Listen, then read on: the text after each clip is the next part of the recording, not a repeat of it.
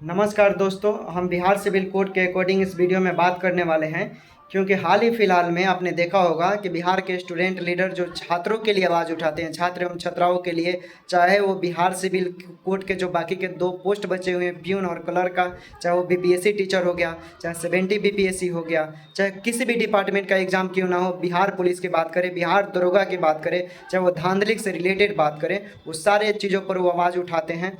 और उनके अकॉर्डिंग उनके हाल ही फिलहाल में कई ऐसे न्यूज़ पर भी उन्होंने आकर सामने प्रस्ताव रखा।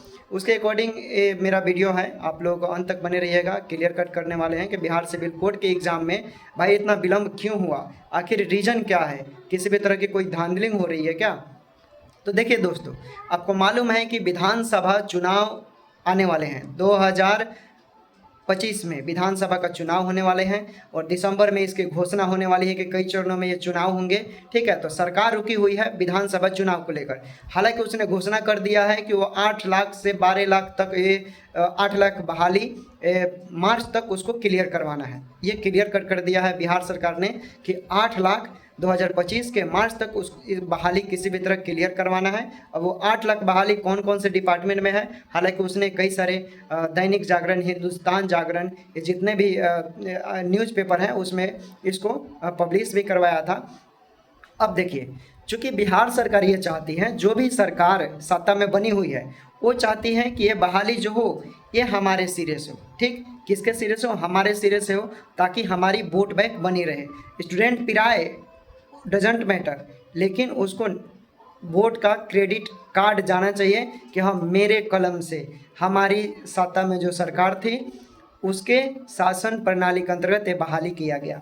यही इसीलिए उसने ये विलम्ब किया है। हालांकि देखिए, जितने भी बहालियाँ बिहार एसएससी में लाखों फॉर्म भरे गए हैं, लाखों फॉर्म। ठीक, एडिट का ऑप्शन वगैरह अभी आया है कि नहीं वो हमें नहीं मालूम है, लेकिन उस पर बहुत सारे उसमें भी मिस्टेक वगैरह हुआ था और लोगों ने करेक्शन का डेट मांगा था, शायद आया भी था बीच में।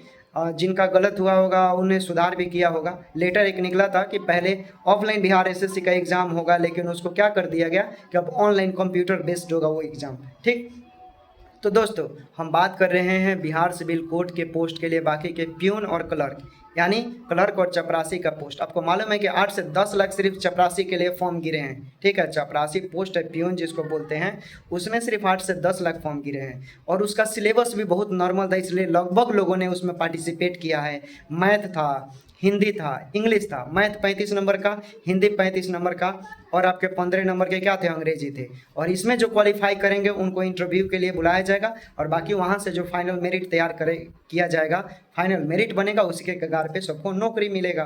ठीक है, और आपको मालूम है कि ये भी सुपीरियर नौकरी है क्लर्क का, कोर्ट का।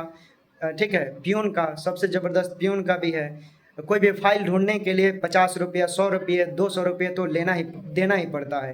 ठीक है, आप किसी भी कोर्ट में जाते होंगे।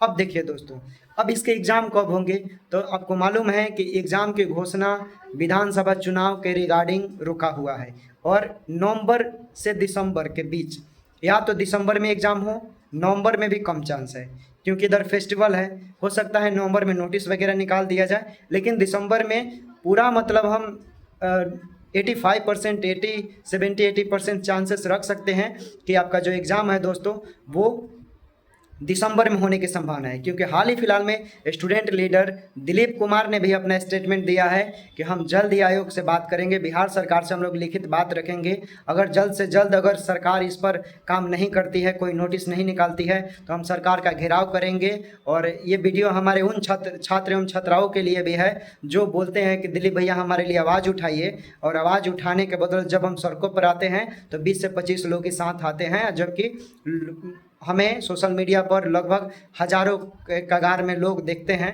हज़ारों में से अगर लगभग 500 भी स्टूडेंट आते हैं तो हम पूरा इस एग्ज़ाम को हम जल्द से जल्द करवाने का ताकत रखते हैं। ठीक है, प्रश्न पूछ सकते हैं सरकार से। उन्होंने ये बातें भी रखा, हालांकि उनका कहना बिल्कुल जायज़ था कि भाई अगर कोई आपके लिए आवाज़ उठाता है, लाठियाँ खा रहा है, जेल जा रहा है, तो आपका भी दायित्व तो बनता है कि आप भारी संख्या में वहाँ पहुँचे, उनकी बातें सुने। और जो भी होता है आयोग से मिला जाता है तो लिखित तौर पे ही मिला जाता है। उनका भी कहना जायज़ था।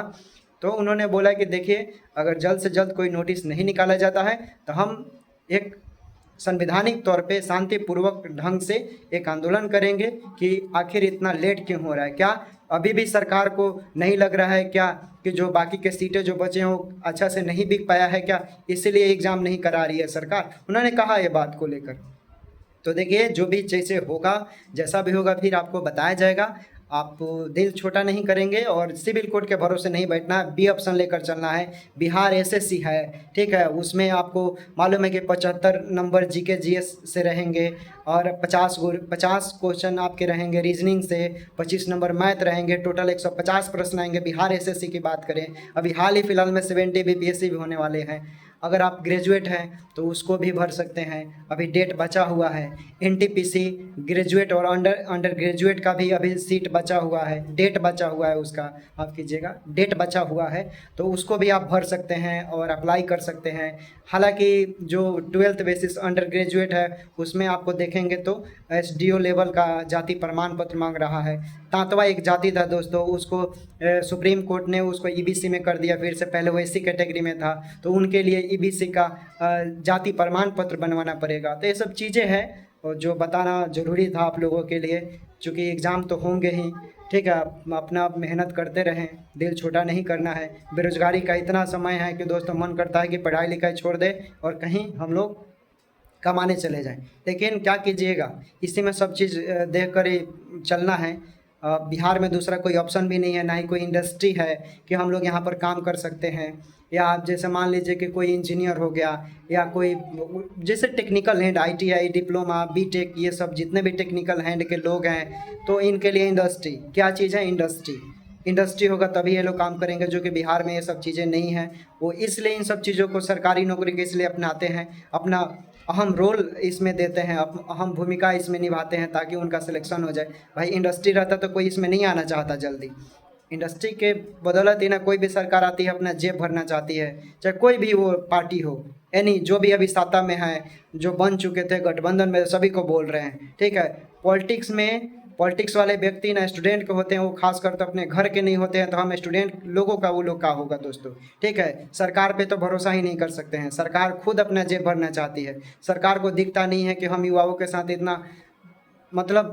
इतना काबिलियत होने के बाद, आप इतना पढ़े लिखे होने के बाद, कोई किसी भी तरह का उसका क्रेज़ नहीं है, कोई मान सम्मान नहीं है। इतना एजुकेशन होने के बाद भी कोई व्यक्ति हो गया पीएचडी कर लिया, एमएससी कर लिया, बीएड कर लिया, ठीक है।